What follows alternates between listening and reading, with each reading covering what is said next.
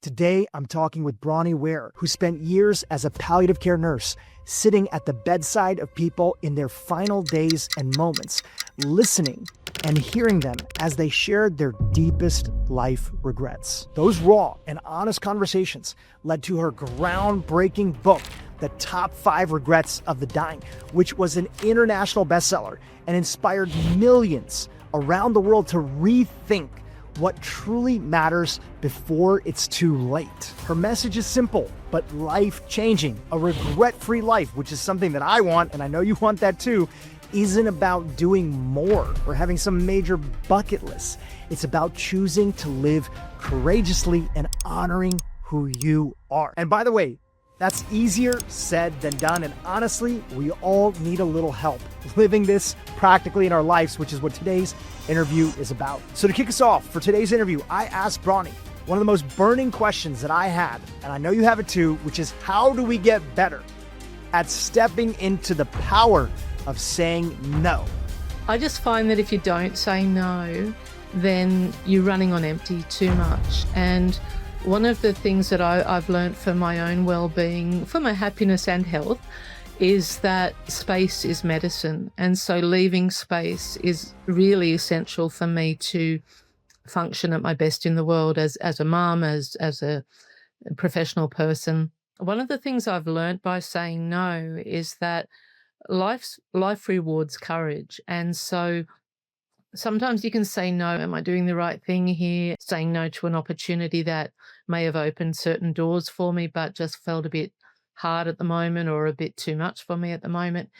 And what I've found is if I have the courage to tune into that in myself and say no because it just doesn't feel right at the time, that life often provides shortcuts for me. And so the opportunities I may have sense that person, meeting that person may have led to, they'll come into my life through another way. I just think that that mastering no without guilt, we need to say that, mastering no without guilt is a very deep form of self-care and self-kindness, because if you can't say no without guilt, then you're going to end up burning out and running on empty. For 8 years, you sat at the bedside as a palliative care nurse, sitting with people who were in their final weeks of life.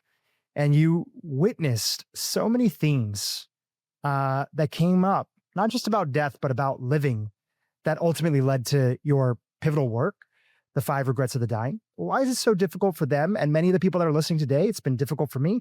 Why is it so difficult to have the courage to say no and actually step into what we really might want to do in life? Why is it so difficult? Well, we all want to feel liked, loved, accepted, and not everyone wants to hear no. And so there's always the chance that in being completely honest, you're going to offend people, and it's not really something any of us set out to do. And we can offend people without even meaning to, without even saying no.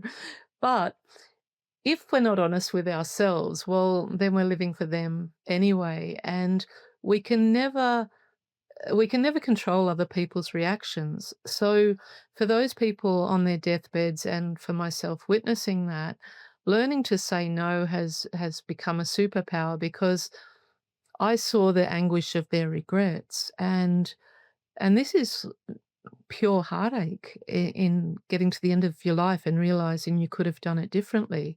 And so setting strong boundaries is just something that is going to help you live a better life. And in the grand scale of things, if you want to reach your potential, and your potential will always call you to serve humanity in one way or another, or serve the world, serve whether that's animals or the earth, whatever, it will call you to serve in some way that is altruistic, that the heart is involved. And so though you may offend one or two people by saying no and having strong boundaries, it's also leaving space for you to actually focus on what your life's work is. And your life's work doesn't have to be public. It can just be, you've got to master how to be a happy person so that your children give themselves permission to be happy. There's no end to what the possibilities are. But it's just all part of the process. If we are going to show up as our best selves and or even to try to discover our best selves, then we have to take the risk of offending people. And a big part of that is that we don't want to be disliked, but we're all going to die. And once you face that fact and realize how sacred time is, and that the person you're worried about offending, well, they're going to die, and I'm going to die, you're going to die, you realize how sacred your time is, and that also means how precious your energy is. And so we have to take those risks and accept that we can, unless we want to live a life depleted and spend it trying to please people, trying to please everyone, we're never going to. We really just need to keep tuning into where our heart's guiding us and have the courage to set those boundaries so that we can do that work. There's a quote that I want to share with you in the audience. It's your work, so you would know it very well. And that quote is, "So much regret comes from believing that we have more time than we did. The truth is, none of us knows how much time we have left." Is there a story of a patient that comes to mind as we're talking right now and thinking about being surprised by the suddenness of time and the power of not stepping into our ability to say no? One of my patients comes to mind, but I'm not sure that she was the one that was linked with that quote from my book, because I did write about a lot of patients. But Grace was one of my favorite patients, and she looked after her husband, and she was a housewife, a mum, and from a generation that never left the marriage because what would the neighbors think? And her adult children described their father as a tyrant, and she had stayed with him. All she'd ever wanted to do was simple things like a bus tour around Australia, and she didn't go. He didn't want to go, and he ended up going into a nursing home and becoming ill, going into a nursing home. So she toddled off down to the travel agent and picked up a brochure. This is before the internet days.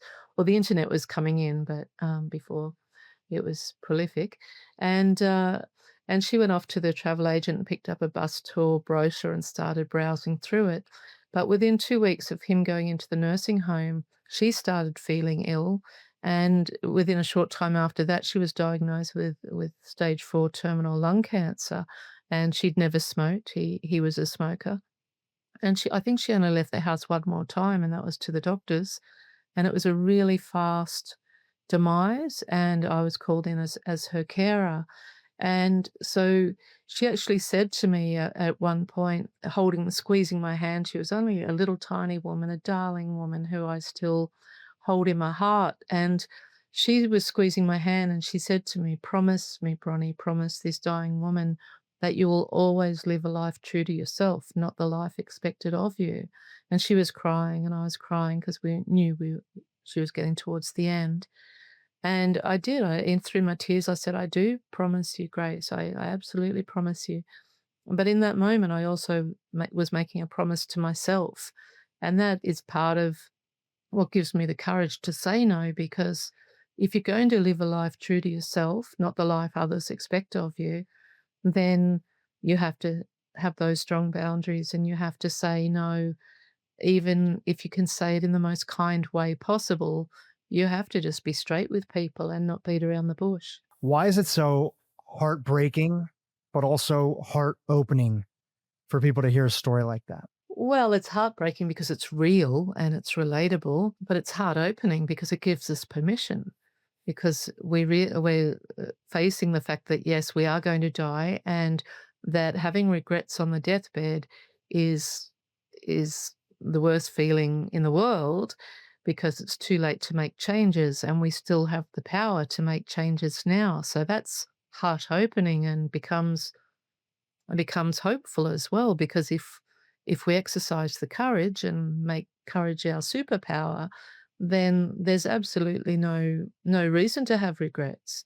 And so it's that blend of both. It's real and it is heartbreaking, but it can also be used as a tool for living. One of the reasons I love your Instagram is that you take great photos of your garden And you attach these powerful quotes, which are reminders about the joy and the power of stepping into nature, especially, and slowing down. And one of the things that I feel, as I'm sure many people on the podcast feel, is that I think about these themes.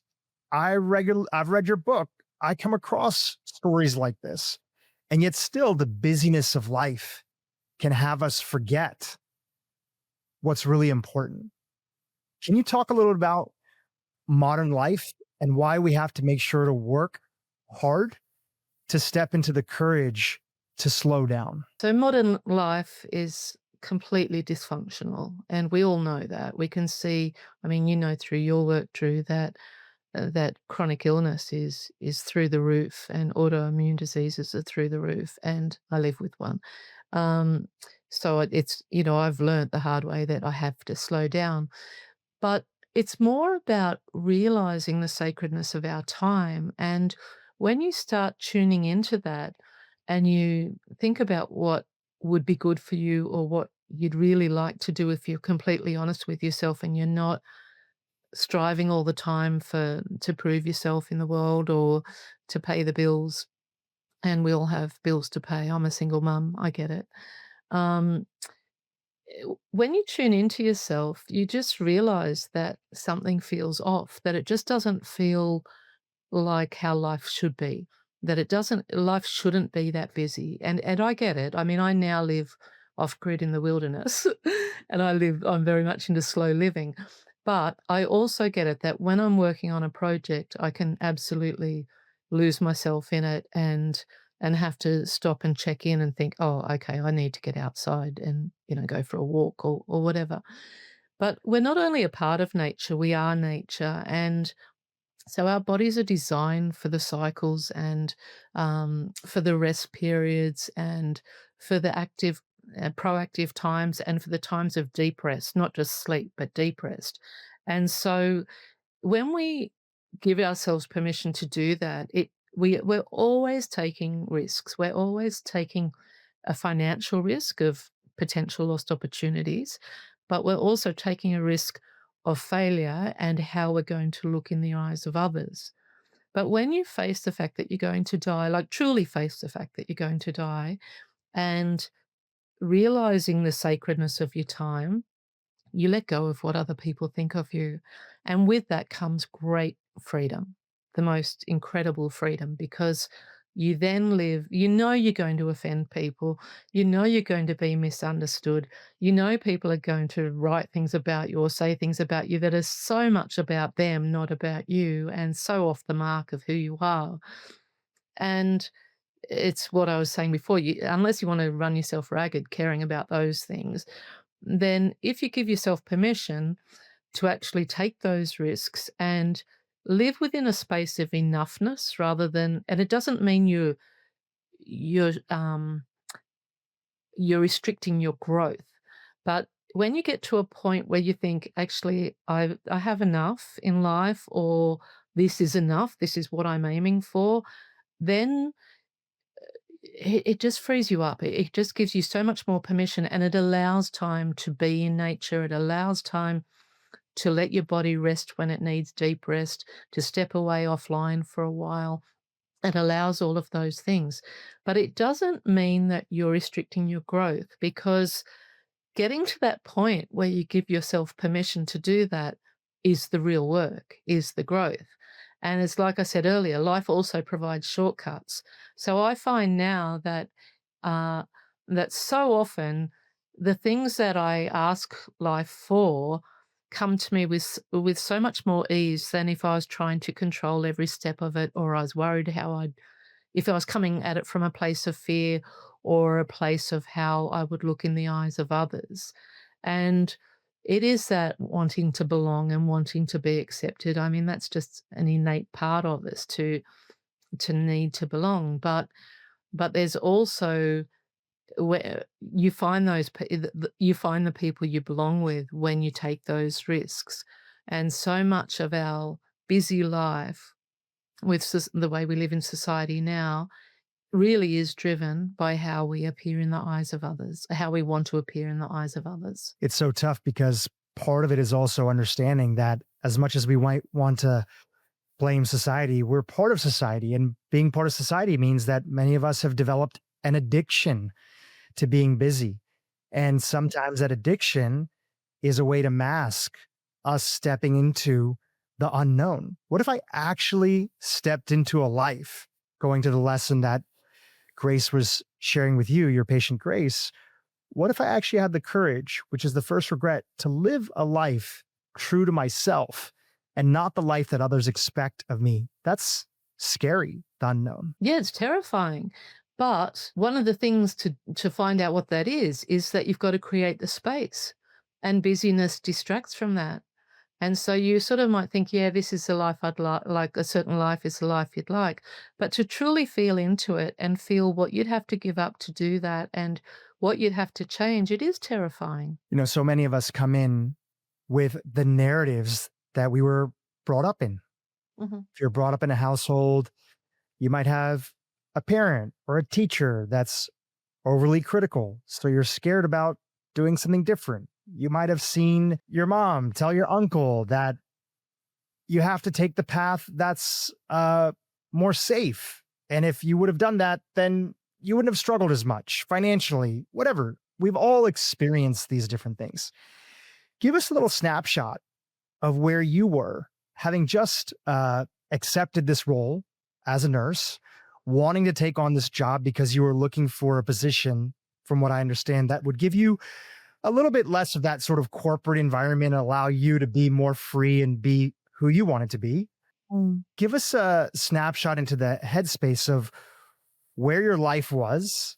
And more importantly, or just as important, what you started to think about after Grace has had squeezed your hands and shared those pivotal messages with you. My life was a mess. Let's be real here. It was a mess. And I was living the life others expected of me. And I was trying to break free of that.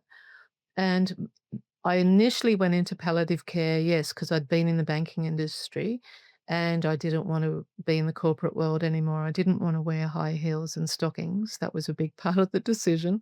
And I wanted to work with heart. I wanted somewhere where I could just be myself. And that is when I sort of put that prayer out there, that's where life landed me, is in palliative care with no qualifications, no training or anything. But I had grown up being heavily criticized, and my father was a very dominant figure, and he's now passed away about 10 years ago. But he was a black sheep in his family. I was a black sheep in mine. So I triggered all of his unhealed wounds. And so it was a really tough and painful upbringing. It was also a very tough time trying to break free of those expectations. And as well as being an accountant, my dad was also a musician, a singer-songwriter. And so I was working in banking and then trying to make it as a singer. Oh, he wasn't a singer-songwriter. He was a guitarist, sorry, a guitarist and a radio announcer. And I was trying to make it as a singer-songwriter. And he was just knocking me down every chance he could. And I won't even repeat some of the stuff he used to say. And I just kept showing up on stage on the nights when I wasn't working and singing these songs and driving there with dread and driving home crying, just trying to find a way to get my message heard and to find acceptance, I guess, within the family unit. And so then once Grace said that to me, which ended up being a regret that I heard repeatedly, all of these regrets were, but she was the first one to say it, and she said it with such conviction that it really became a part of my path. And then I realized just how much I was living the life that was expected of me, to stay in a sensible job and not go down the creative path, which creativity is a massive expression of who I am these days. It's what drives me and what brings me joy. So yeah, things were in a hard place, but I was, and I think it needs to be said that if you are going to be living a life true to yourself, it does take a massive amount of not just risk but pain, because even if the old belief systems don't necessarily serve you. They're comfortable and you know them and they fit you. And so to start telling yourself a new story and start living a new story means breaking free of all of that conditioning that, like I said, may not be good for you, but gave you a sense of belonging. And so it is horrific how painful it can be to change your direction. But at the same time, if we can be pulled forward, well, life keeps nudging us forward anyway, and we don't always pull ourselves forward by the thought of peace, or joy. We get pushed forward by avoiding pain. Pain is a very good catalyst for change. And so when the pain becomes too much, then we do make the changes. But what we need to remember is that on the other side of that pain is incredible freedom of self to be able to live as who you are, not caring about how you're perceived, knowing that as long as you've got a good heart and you're giving life your best, then that's enough. Then that's absolutely enough.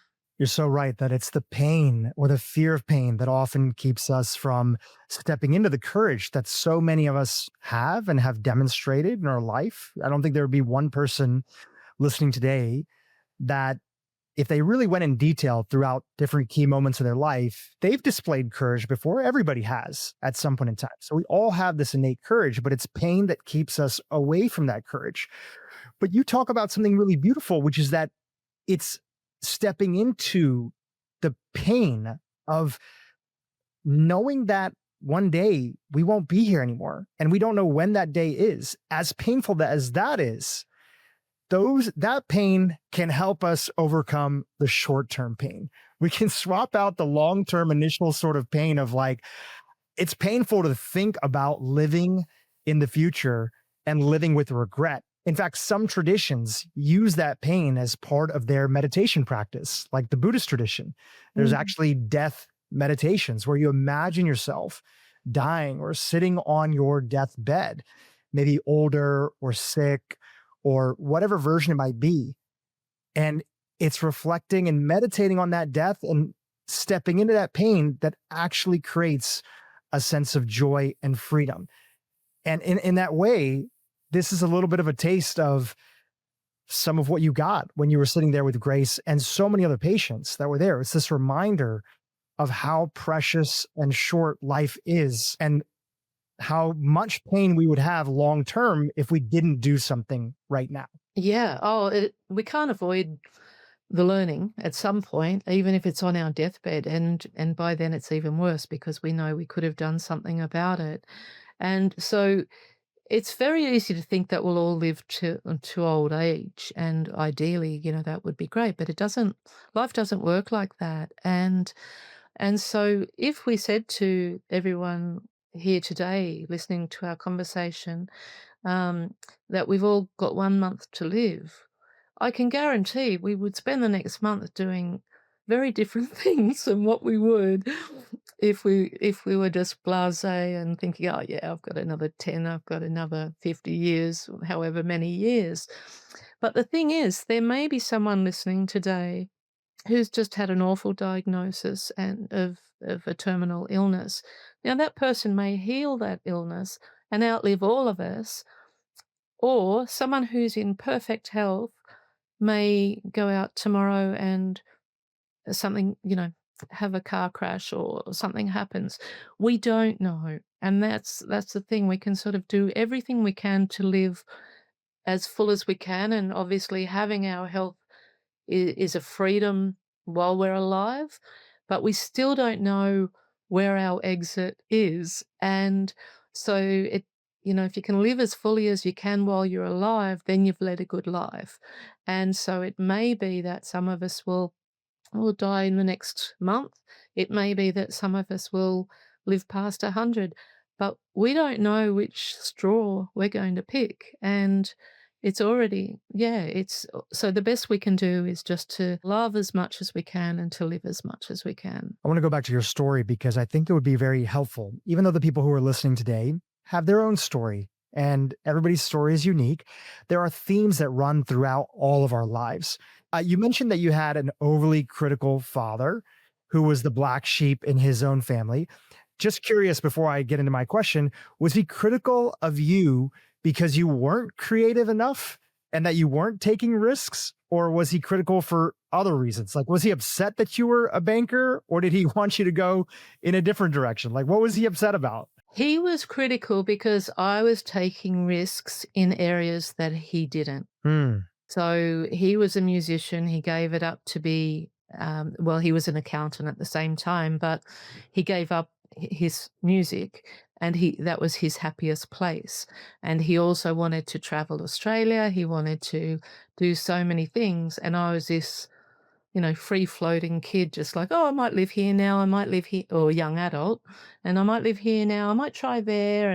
And so I was going to all these places unconsciously that he had wanted to do. So I was basically living the life that had wanted, but didn't have the courage to. And Mm. that's what triggered him. And so he did everything he could to knock me down and, um, to tell me stuff like, "You're just a dreamer, you'll never amount to anything," and a lot far, far worse than that, but those sort of things were on repeat, and I'd think, "Well, yeah, I'm a dreamer, but at least I've got the guts to go for the dreams," It's how sad life would be if you didn't have the guts to go for your dreams, and then I see where his life was, and that he was bitter and miserable. So partly you were stepping into some aspects of living out a life that you wanted to. You chose a different career, you were traveling to different areas, you were moving around a little bit and exploring on your way to figuring out things. What was the insight that you had after speaking with, especially Grace, and making that commitment to her that you were going to be living a life that was truer to you? What did that look like practically then? Of, hey, here's my next step in that process, or here's my next step in at least thinking about that process. Well, I knew it had to be creative. I knew I had to follow creative projects, but I still also held on to other jobs to support that for quite a long time. But those jobs no longer had to be everything to me because they were just supporting the dream. And so I actually did go back to banking as a temp for a while to support my photographic dreams, and then what became my songwriting dreams, and then that became my writing dreams. And now I also do a vlog, which is sort of blending the two of photography and writing and storytelling. But I think that's really what it looked like. I just knew that I couldn't live a life in a Monday to Friday 9 to 5 existence under fluorescent lights in an office where I didn't get fresh air. Um, I just yeah, I just knew that I couldn't work in that world anymore, that I had to have more freedom in my time. That was a really big part of it. There had to be freedom in my time, and I really just wanted to be my own boss by then. By the time I left palliative care, I just thought, "No, I've just gotta work for myself," and so it took a long time, but I got there. One of the other regrets, moving on to number two, that you regularly heard from individuals that you were sitting with who only had weeks, sometimes maybe days left to live, was the regret of wishing that they hadn't worked so hard. I wish I hadn't worked so hard. Putting yourself in their shoes, which obviously you were sitting right next to them, when you think about some of the narratives or stories that led people to work harder than what they had wished and sacrifice so many things, what were the common stories, narratives, things that were out there that were keeping them living this life that they didn't want to live when it came to working so hard? Sometimes it was the obvious, like financial, but when they realized that they'd stayed working so hard for financial reasons, but they could have simplified their life. And so even though they felt they had no choice, that there were choices in there where they could have simplified their life. And I witnessed the son of one of my patients do that and to move into a regional area, and he turned into a much happier person. Um, so sometimes, often it was financial because people just felt they had to earn that level of money. But I could earn more money than I do, but I've made a choice to live with enoughness, and so that, gives me more time rather than chasing the dollar the whole time. But it also came down to, with people working too hard, it also came down often to their identity was wrapped up in their work, and so they didn't want to be seen as a failure by leaving some highly respected position. They didn't know who they were without that identity, and that scared them. Yeah, the identity of that's given through work can really, I mean, it can validate people certainly, and it can give people a lot of confidence, but it can also restrict them from joy, from knowing um, how those existing skills could support them in a different life. And I think one of the things I've really learned through life, through my patients, but also through my own life, is that no skill is ever wasted. And so even if we feel like, for me, I was in banking and I could sort of think, well, why is that relevant now? And I think a big part of my success is that I have my act together with my office work. I can manage an office well, and I'm efficient in that way. And I got those skills through banking. So I also think that if people dare to take the risk and change direction, the skills they've learnt along the way may not support them in the most obvious way in their next role, but it will support them in their life in some other way. No skill is ever wasted. And so by working too hard and being trapped because of identity is a safe option, but it may not be the one that brings the most happiness. And while we can't be happy all the time, we can be happier than we often allow ourselves. Mm.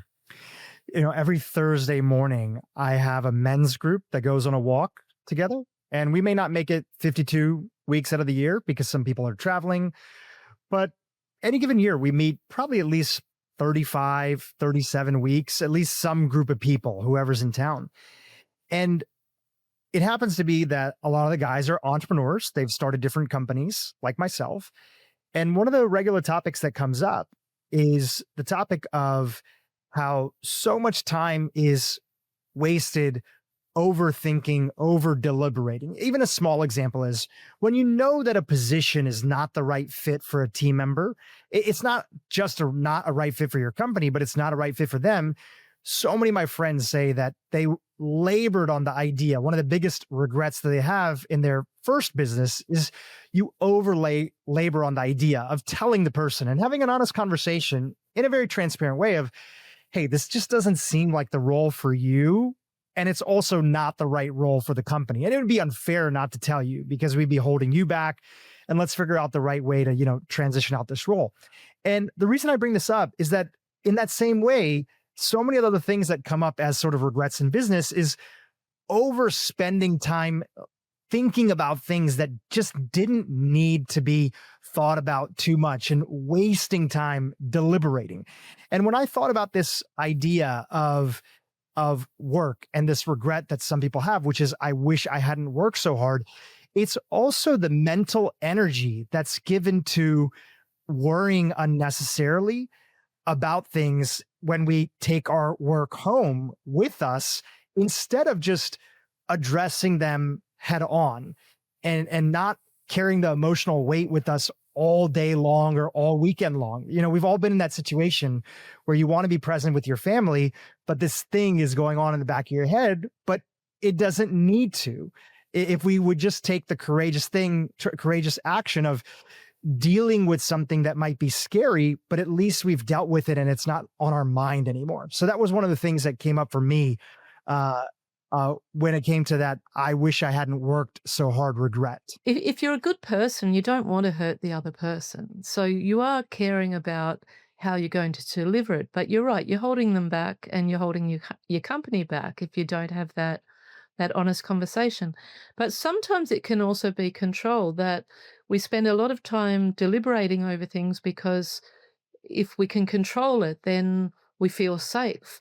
Whereas if we surrender and let it go, like go home for the weekend and not think about it, even though it will make us a lot more present with our family or we're, going for a walk in the bush or whatever, um, it's still like it's freedom. If we can let it go for that time, say for the weekend, even though we might think, "Oh, yeah, but I've still gotta deal with it. I've gotta go in on Monday, and I've gotta have my answer, and I've gotta deal with it." What I have found is when I've had the courage to let things go and just surrender it, the answer I need will come when I'm off on a bushwalk, or it will come when I'm out doing something, not even thinking about it, or just hanging out in the kitchen or anything. And so sometimes that's how life gives us the shortcuts is us once we have the courage to let go of the control, which is control is always driven by fear. And if we can let go of control, if it's driven by that, then life can sort of breathe a sigh of relief and say, "Oh, thank goodness I can help them now." You shared a super powerful reminder on this topic in one of your videos, and there was a quote attached with it. And the quote said, "Don't hold on too tightly. If you do, you're blocking amazing things waiting to fill that new space." Well, it's true, and I'm saying that from experience that the more I've got out of my own way by trying not to by letting go and not controlling things, the more life has just shown me how creative it is and how there's so many solutions have landed in my lap in a way that my human mind could never have conceived. But when it's landed, it's like, "Oh my gosh, that is exactly what I need right now." Yeah. You can say pass on this question, but I just would love to ask you since you're here. What do you think that greater intelligence is when we have these things? We can look back on our life and you can see, wow, banking played a role in this. And then, me driving to the local farmers market or shops and selling my photographs with inspirational photos, that played into my creativity and this connected with this. You know, what is that in your beliefs? And again, you can hit say pass. What is that greater intelligence that is ushering us along and kind of constantly conspiring for our greater good? Mm, I just think it's divine love, and it's always in us. It's where we're from. It's where we return to. I grew up in a very heavily religious upbringing, religious schools. I had an aunt who was a priest, and an uncle who was a priest on my dad's side, an aunt who was a nun on my mum's side. I had the head nun at my school ask me would I join the order. So it was all God was all there, and for a long time I couldn't use the word God because I couldn't disassociate it from the trauma of that time of that how that religion affected me, and so then stepped into the universe using the word the universe, but it felt a little bit woo woo to me, and even though the universe is quite like God is quite woo woo. Um, and then, of course, I did a lot of healing on the Buddhist path. So then it was Dharma. But I've just found now that life is the term that works best for me. And for anyone listening, it can be put into any of those other words or Allah, whatever word works for anyone. But in my belief, especially having seen people die and sometimes go out with a look of immense bliss and recognition that they're going to somewhere or back to somewhere. Um, that has really helped me see that, uh, yeah, that there's so much more to life, and I've also done some great healing through psychedelics as well, which left me feeling more loved and more belonging to all of life, to all of life, to every human on earth, to every animal, every plant. Um, so I just think it's divine love. I mean, it's a big question and it's a big answer, and to try and simplify that into human language uh, is a challenge, and it's probably almost impossible. But for the benefit of this conversation, I just think it is divine love, and what it's trying to do for all of us is to teach us connection and to teach us how to allow ourselves joy, to allow ourselves to live a happy life. And when you look at the bliss of children compared to the lack of bliss in adults, we're obviously needing that support. One of my most popular podcasts when this podcast first started was with Dr. Bruce Grayson. Not sure if you're familiar with his work, but he is an individual from the University of Virginia who has devoted his life's work to studying near-death experiences. And one of the things that he talked about, and he really approaches it as a medical doctor and also a researcher trying to explore this phenomenon that we know through surveys, accounts, all sorts of things. Anybody who's been through a near-death experience and these documented near-death experiences, he's put them together in his books and his work. We know that it's something that fundamentally shifts how you view all life, all existence. And at the end of the interview, I asked him, not too dissimilar of a question that I had asked you. And he said, I'm a doctor and I'm a researcher, so it's not my place to propose what's out there, but I can tell you that when you study this space, when you hear these accounts, and you understand there's so much that science can't explain in how the world works, that's enough to know that maybe there's something greater than just this physical world that we all see in front of us. And sometimes you don't have the words for it, but you know that it's out there. And that in itself, you don't have to have a near-death experience for it to change you. Just understanding these stories is enough for you to step into that space. And I think about his work often when I think about your work, because you being with so many of these individuals who are on the stepping stones of transitioning from this physical world to somewhere else, in a way, that was also a byproduct of you having secondhand these near-death experiences combined with the philosophy that when people are close to the end, they want to tell their secrets. They want to tell their regrets to somebody who would listen. And you were that person that was there for people listening to them. Yeah, I think at the end, there's just not the energy for small talk or nonsense. I think, and also the role of a carer, especially I was a carer for 12-hour shifts, 8 a.m. to 8 p.m., 6 days a week. And there's not much going on physically. By then it's mostly bed baths. They can't get to the shower. They might get to the shower or toilet with assistance. So that leaves a lot of space because the physical life can really take up a lot of time and distraction. And so I don't know if it was just my nature or we were just blessed with the circumstances of me just sitting there keeping them company.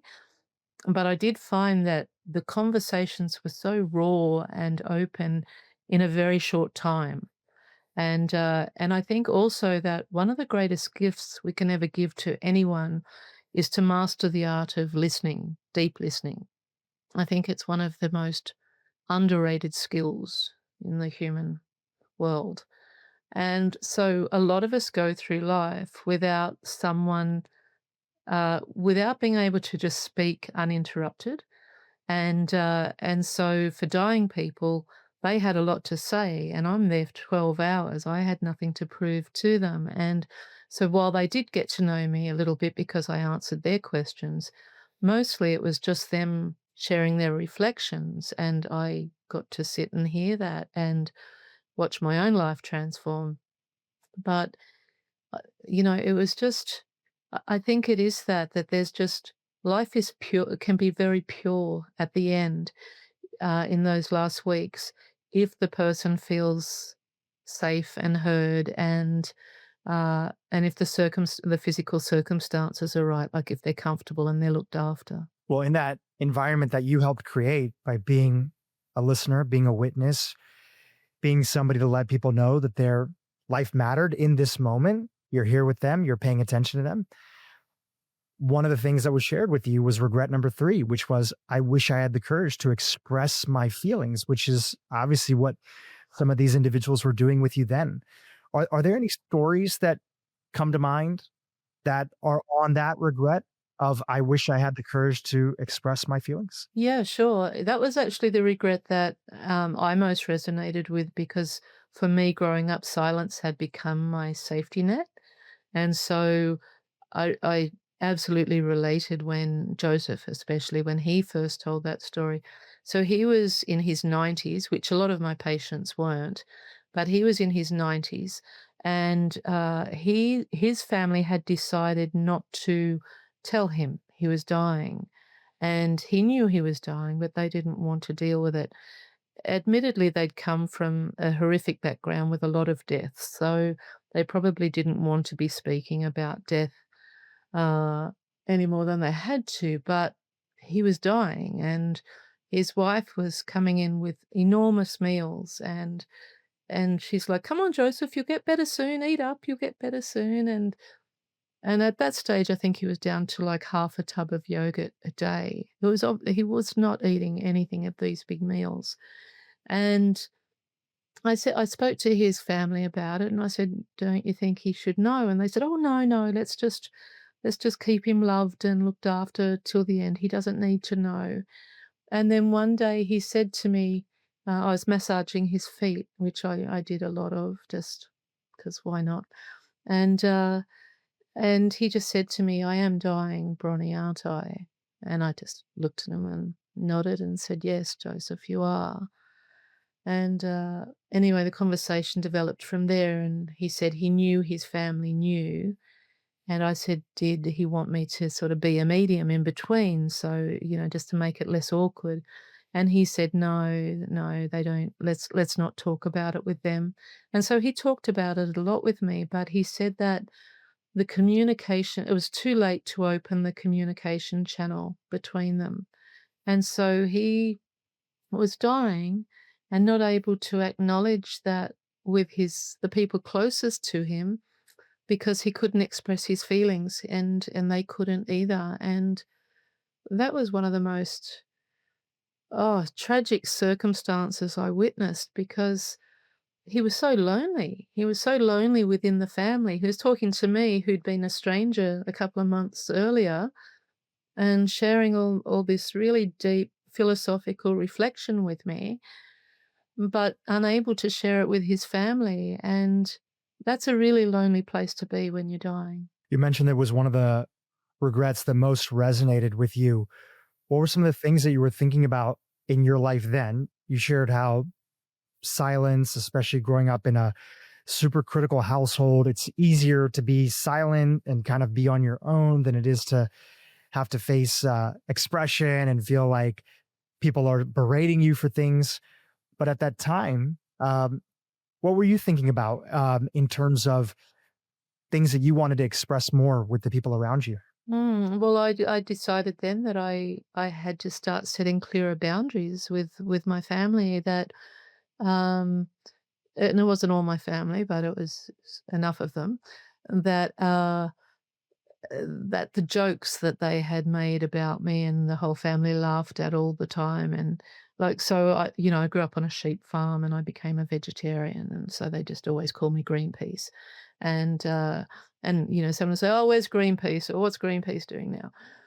And half the family, most of the family would laugh. Not my mum; she was always beautiful, but just things like that weren't actually funny, that were really there were some really cruel family jokes that had just become part of the dialogue.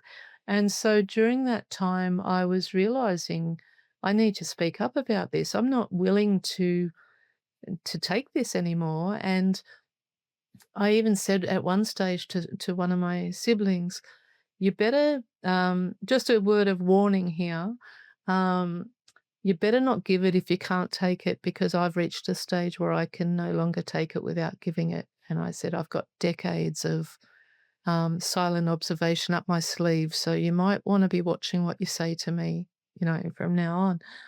And I was like branded the worst person in the world because I was upsetting the family dynamics. Like, it was like a pack of wolves just surrounding me and attacking.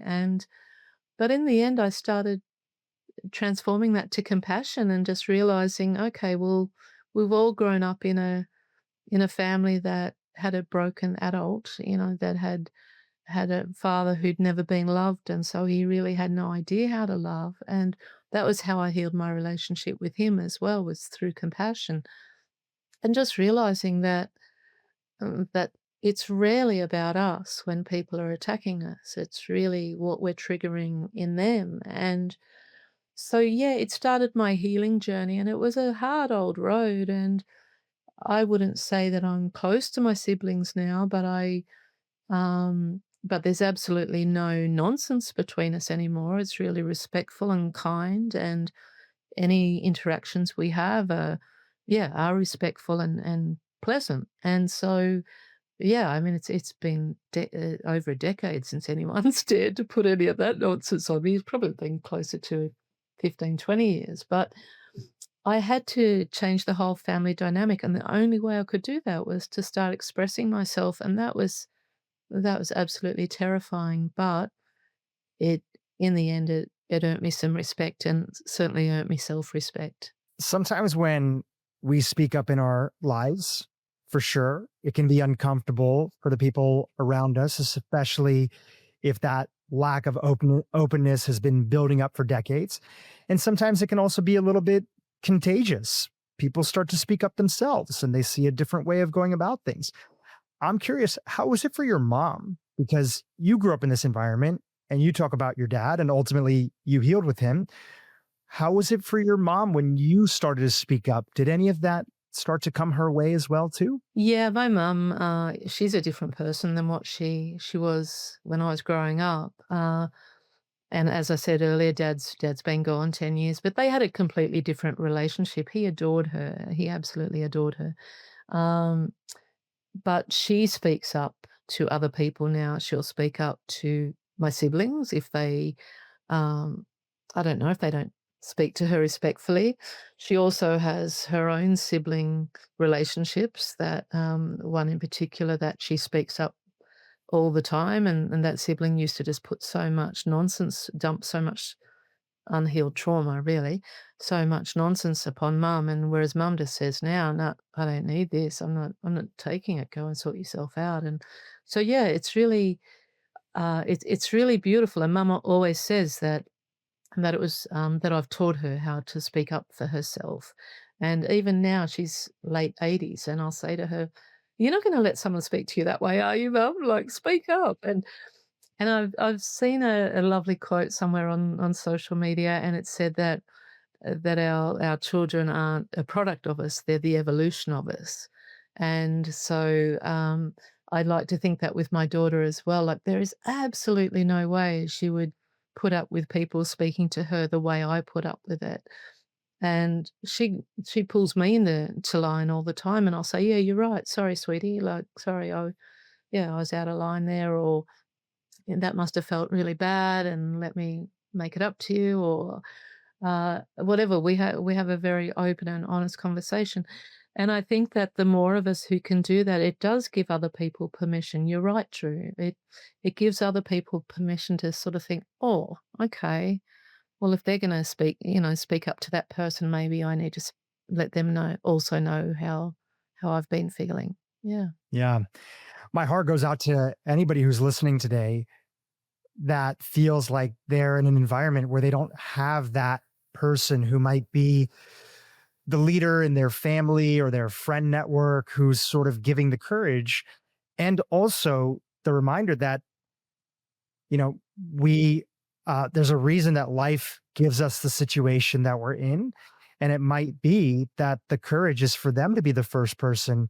And they're the person that everybody's been waiting for to start to express themselves, to start to think about some of these regrets that are weighing on them or could weigh on them in the future, and create the permission and environment for other people to say, yeah, I don't want to live this way either. I want to share how I feel about the situation. So if you're waiting for it, maybe the people around you don't have the strength, and actually you have the awareness and you have the knowledge, and it's painful and it takes courage, but it could be that your community's needing or counting on you to be the first person to do it. And even if they're not counting on you, still living a life without expressing yourself is ultimately going to be the regret. That's the poison that we sit with. Forget about it benefiting anybody else, which it will ultimately if we, try to rectify, but it's not something that we need to be carrying on our shoulders for the rest of our lifetime. I'm going to move on to regret number 3. And this regret number 3 is I wish I had the courage to, the regret number 3 is about community. I wish I had stayed in touch with my friends. What were people saying when they were sharing this regret to you? What was behind the context of this feeling that they had lost touch with golden relationships? Well, when people are dying, they want to live for as long as they can, and often their adult children are sort of already in a place of grief. And so even though the dying person is a patient and they're dying, they're still a parent if they've been a parent. And so they're still worried about their children, even if their children are 40 years old. And so sometimes they just want to reflect on memories that don't carry the responsibility of parenthood. So they want to think back to fun times with friends, and they want to just be who they are when they're not being a parent. And friends are really great for that. I mean, friends will often carry memories that precede the parenting role. So they may come from when the person was before they'd even had their family, or they represent another aspect of the people. And so yeah, patients they just want to enjoy themselves. If they can't get outside, they want the outside brought into them. And friends seem to do that with a completely different spirit than even if the friend is grieving and sad, they still manage to bring a different lightness to dying people than what family do. Probably because the patient doesn't feel the same responsibility to the friend. So a lot of these people were pre-internet days, in terms of the friendships were formed prior to the internet. And so they'd lost touch because they weren't connected on social media or whatever. But even these days, social media might keep you connected to a degree, but there's no comparison to real life connection and to like you and your mates going walking, on your morning walks. That's just so healthy to be. We're meant to be connected. And so for a lot of the dying people who had that regret, it was that they couldn't reach out and see that person in their last days or weeks when they needed that more than ever. And it was just letting life get in the way and not prioritizing the value of the friendship. There's so many people that have a beautiful friendship. And if you've maintained a friendship long enough, there's going to be a breakdown. There'll be misunderstandings. There'll be something maybe went wrong. And it really takes a level of forgiveness to maintain these friendships in our lives. And I know that one of the things that I've had friends, even that haven't been on their deathbed with regrets, I've had friends that have talked to about important relationships in their life. And one of the regrets that shows up is that, okay, maybe I was in the right, so to speak, for holding a grudge against this person or cutting them out from my life temporarily because of something that happened. But really they missed that person. And if they could, they would have gone back. And that's the idea, is that they still can. They would have gone back and just applied a level of forgiveness or put themselves in that person's shoes and said, okay, even something that went really bad, they didn't mean it, or maybe that's the best that they knew at the time. And I feel like the big regret of so many people these days is it's so easy to write off a friendship and then just move on to the next thing. But it actually takes work, and it makes us a better person if we're willing to. And not in every case, it's up to the individual who's listening. But if we can forgive a little bit and apply some understanding by just imagining that if I was in that role, how would I want somebody to treat me? So I know that's a big regret for a lot of my friends, is that holding on to being right instead of maintaining a friendship and then letting something be water under the bridge. Was that something that ever came up with the individuals that you were talking with? Yeah, but you also it did, and you also need to, we need to factor in emotional maturity. Like, sometimes friends are on 2 different levels of emotional maturity, and they can seem like they're on the same level even for decades, but, they say that the quickest way to understand someone's level of emotional maturity is tell them how they hurt you, and their reaction will indicate where they're at. They'll either attack or run away, or they'll be open to the hard conversation. And, I had a friend recently who held my hand and said, "How can I fix this?" Just she'd sort of let something out that I had tried to keep private. And I spoke with her about it, and she just reached across the table. We're at coffee, out for a cup of tea, and she just reached across the table, held my hand, and said, "How can I fix this?" And I said, "You just doing that has fixed it. Like, the fact that you're willing to have this conversation has fixed it."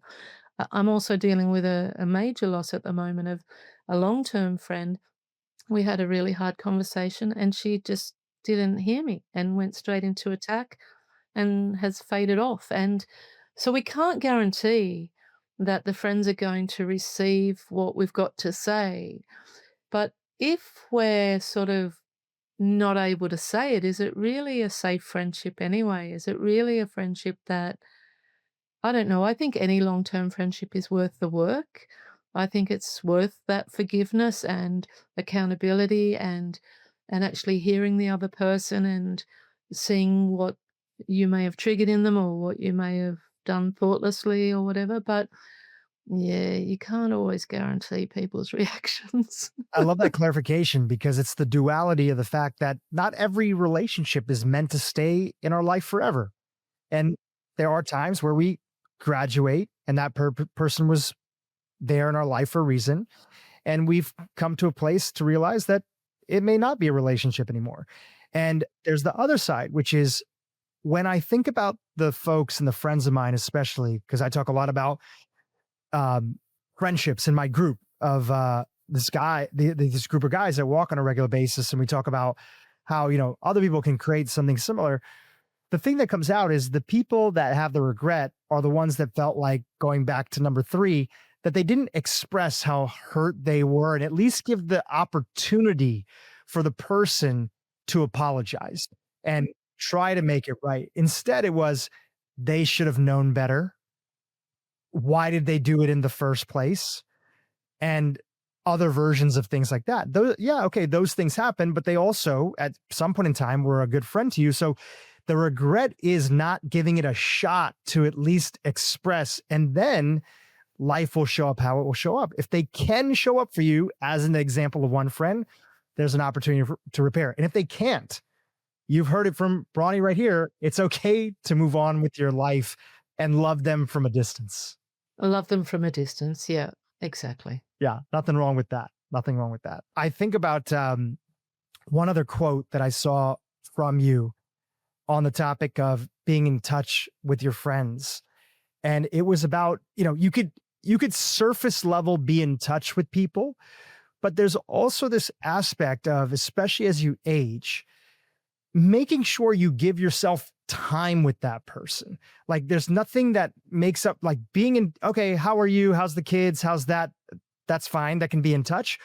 But also, if you have these really beautiful friendships, there's something that keeps you young as you get older, regardless of what age that is, to spend time with these old friendships. And sometimes that means going to your family or your spouse or your husband or your wife and saying, I need some time for me. I need to go spend some time with this person, even if they're all the way across the country, because when I'm with them, even if that's once a year or once every couple of years, it lights me up. So yes, phone call, Facebook, all these things are great, but don't forget to have those special bonds in person, because there's nothing that makes up for that. We can't ever underestimate the power of real life connection. And friendship also represents a different aspect of ourselves, and we need to reconnect with that part of ourselves sometimes. And it can just be one particular person that gets us there. Let's talk about the last regret, which is one that hits people on so many different levels. And it's the regret that I wish I had let myself be happier. What are the top things that you've seen from your time with these individuals and the thousands of stories and DMs that I'm sure you've gotten since the blog went viral, which led to the book, which led to you being on so many podcasts and the work being shared by so many individuals? My favorite, by the way, was seeing Gabor Mate, who I'm a big fan of and has been on this podcast, go on Theo Vaughn's show, who I'm also a big fan of, and talk about and introduce your work to a whole new generation of people who wouldn't have probably come across it if it wasn't for that Yes. podcast synchronicity being there. But nonetheless, I get sidetracked a little bit, but I wish I had let myself be happier. What are the top things that prevent people from stepping into the happiness that's waiting for them? Mm. Um, just on a side note, I actually caught up with Gabor and had lunch with him when he was out here in Oh, Australia amazing. recently. So yeah, I was able to thank him for all of those plugs that he gives my work, bless him. Um, yeah, so often it was the case of people trying to live up to their parents' expectations or their family story and not giving themselves permission to be happy. And so feeling like they were going through life paying a penance because they'd let their family down or shamed their family somehow just because of the family story, not because they'd really done anything wrong. There was one woman who'd left a violent marriage at a time when divorce was hardly ever happening.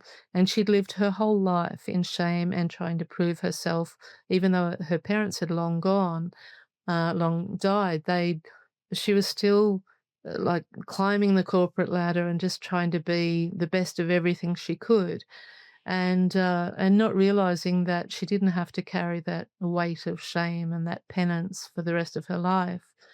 And so, what that regret about letting yourself be happier, it's not about denying the hard times because all of us go through suffering as we resist our growth. And that's really all that suffering is resisting the opportunity to grow into our potential more. And so, and we all have to go through that resistance and get into those uncomfortable places. But it's more about choosing where to focus your thoughts. Like, how long are you going to stay in that suffering? So, you might be going through the worst time in your life ever, and we all go through these times that totally crack us open.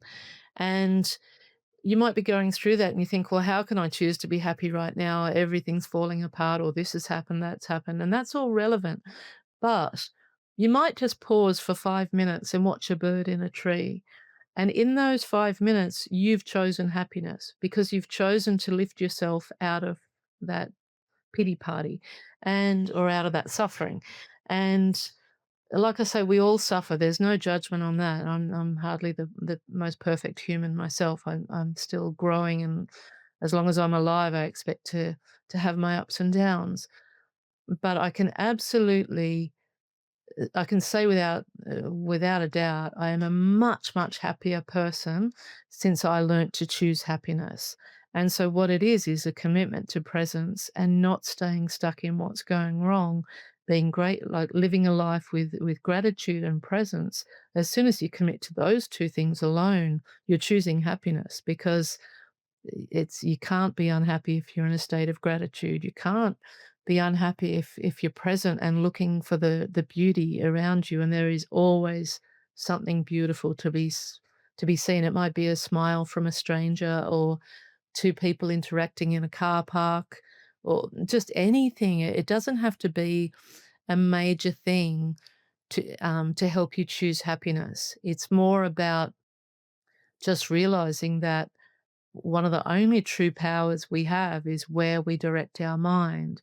And so choosing happiness, sure, you might be suffering most of the time, but for the next half an hour, could you go for a walk or could you do something nice for yourself and think about, daydream about a holiday for half an hour instead? And there's choosing happiness because you've lifted your mood. An important reminder that the choice is there, that we can choose it, because a lot of times the narrative, the ego, the lizard brain inside of us will try to convince us that there's no choice in this circumstance that we're in, that this is the situation. You can't do anything about it. You just got to suck it up and go through it. And yet there's always a choice to at least create some space momentarily in your life to have a different way to access the present moment. Nature Yeah. being one of those. For some people, it's maybe dancing. For some people, it's calling a friend and who you haven't thought of in a little while and just letting them know that you've been thinking about them. For some people, it's sending a little quick note of gratitude to somebody in your life recently. There's so many little vehicles to the now that we could step into that at least remind us that we can't maybe change the entire situation, but we can just take a break momentarily to choose happiness, which is what you're talking about here. Yeah, well said, Drew. That's right. We take a break momentarily. And so it's not denying the lesson that you're in amongst. It's just saying that for the next 5 minutes or half an hour or whatever, I'm going to take a break from it. And those breaks expand. And so, and then they start carrying more power than the suffering. Bronnie, if somebody's listening today and saying, okay, I get these 5 regrets and I can resonate with a few of them for sure, but there might be other regrets that I don't want to be holding on to. What's your recommendation for a practice, a way to step into reflection, to be thinking about any other regrets that somebody might be carrying that are the dominant regret in their life today? And sometimes those regrets, they're so obvious when you find out what they are, but when you're in the thick of it, it's hard to notice it sometimes. Is there a practice that could be done to help dig into other regrets that we might be holding on to? Well, I think it's really just facing a few things. And one is that mistakes are how we learn. As humans, we do our best learning through mistakes. And so trying to be a perfect human who never makes mistakes is really setting an unrealistic bar and just robbing ourselves of kindness, because it's not possible to go through life and not make mistakes. And so rather than look back on the person you were with judgment uh, and the regret and the weight of regret, look back on them with compassion and think, okay, the person I was then is not the person I am now, even if it's only the next day. If you can look back at something and recognize it was a mistake, you've already grown from that mistake. So if you can look back on that person, whether it was yesterday, whether it was 5 years, 20 years, whatever, look back on them with compassion and say, okay, I was doing the best I could as who I was in that moment. And it may have been that in that moment you reacted in a way you wouldn't have normally reacted in, or it may have been you're in a different chapter of life entirely. But if you can look back with compassion, then straight away it starts dissolving the regret, because the only all mistakes, all regrets are mistakes, but not all mistakes are regrets. So the only difference between a mistake and a regret, and keeping in mind mistakes are how we learn, so there's nothing wrong with mistakes. The only difference between regrets and mistakes is the judgment we put upon them. So whatever someone is regretting is a mistake. Sure, they've learnt from it. I've learnt from my mistakes. But what turns a mistake into a regret is just this hardcore judgment that we put on ourselves for being imperfect, for being a normal human being. So if we can look back and say, okay, I'm going to try and have compassion for that former version of myself. I'm going to recognize their brokenness in that moment, and I'm going to love them anyway because they were just human and they made a mistake. Then the weight of the regret can just start sliding off them. That's so powerful. The less that you judge yourself and realize that you did the best you could, the more you also understand that so many of these regrets, and definitely the 5 that we covered here that you talk about in the book, are driven by the voice of the other that are in our lives. But Mm, the more you don't judge yourself, the more you also understand that that voice is your father's voice, but he did the best that he could. That mm, voice was your gym teacher's voice. That voice was your old boss's voice. That voice was this. And when there's understanding, those voices have less power in our life. That's what I'm hearing from you. And when they have less power, we're now starting to step into freedom. Is that accurate? Yes, absolutely. And really, if we're a good person, if we're trying to go through life with courage and kindness, that's enough. That's enough. We don't need the judgment.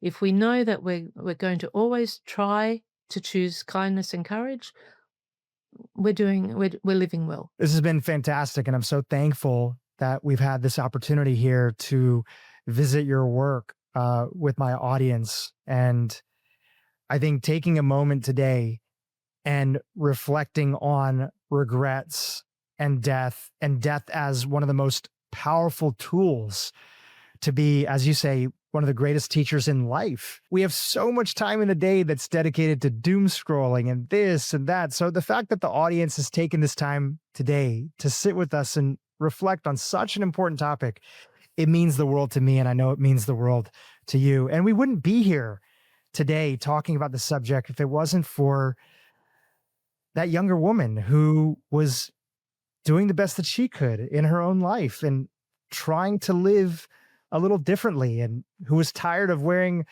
high heels and stockings and wanting to be the best listener that she could to people around her. And the young woman who was overwhelmed at the first time that somebody was dying in front of her and wondering if she was doing it right. So I want to just acknowledge the life that you've lived and continue to live every day, because it's had such an impact for so many of us. So thank you so much for your work. Oh, it's my pleasure. Thank you, Dhru. And being here today has been a real blessing to meet you finally this way and to spend this time with everyone listening. And also thank you for the work that you do and the goodness that you bring to the world. Let's not underscore that either. The 5 Regrets of the Dying, 33 languages now, is it? 33 languages, 32, somewhere around there. It's available. It's one of the best. If you're thinking about gifting a book to somebody, it's one of the best books to gift to somebody in your life. And of course, if you haven't picked up a copy for yourself, definitely pick it up. Bronnie, thank you so much for being on the podcast. My pleasure. Thank you, Dhru. YouTube, if you enjoyed what you just saw, keep watching for more great content on how to improve your brain and your life. Low self-esteem, self-hatred, self-loathing, a lack of value for yourself can lead to illness, detrimental illnesses that can take your life.